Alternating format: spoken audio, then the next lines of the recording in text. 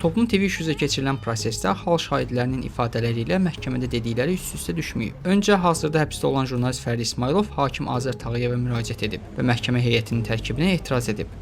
Stat: Azər bəy, ya siz bu cinayət işinin materialları ilə tanış deyilsiniz, ya da bu işdə özünüz də maraqlısınız. Çünki tanış olsaydınız, o kağızları müstəntiqlərin başına çırpardınız. Cinayət işində yazılıb ki, Fərid İsmailov mütəşəkkil dəstədə jurnalist kimi fəaliyyət göstərib.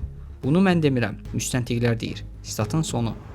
Aprelin 6-sı Bakı Ağır Cinayətlər Məhkəməsində keçirilən iclasda onun etirazı təmin edilməyib. Dindirilmə zamanı 3-cü Respublika platformasının spikeri Akif Qurbanov hal şahidinə suallar verib. Hakim vaxt azlığına əsas gətirərək dindirməni dayandırmaq istəyib. Bu zaman onunla Akif Qurbanov arasında mübahisə yaranıb.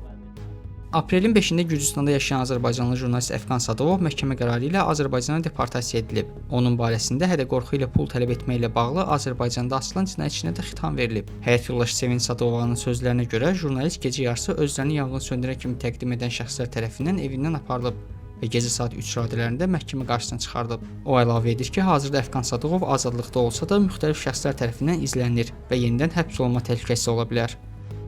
Ötən həftə başlayan güclü yağış ölkədə gündəlik həyatı müşkilə çevirib. Bakının müxtəlif yerləri, o cümlədən ətraf şəhərlərdə evləri su basıb, yollar keçilməz hala gəlib. Fövqəladə Hallar Nazirliyinin əməkdaşları qayıqlarla əhalini evlərindən təxliyə etməyə məcbur qalıb.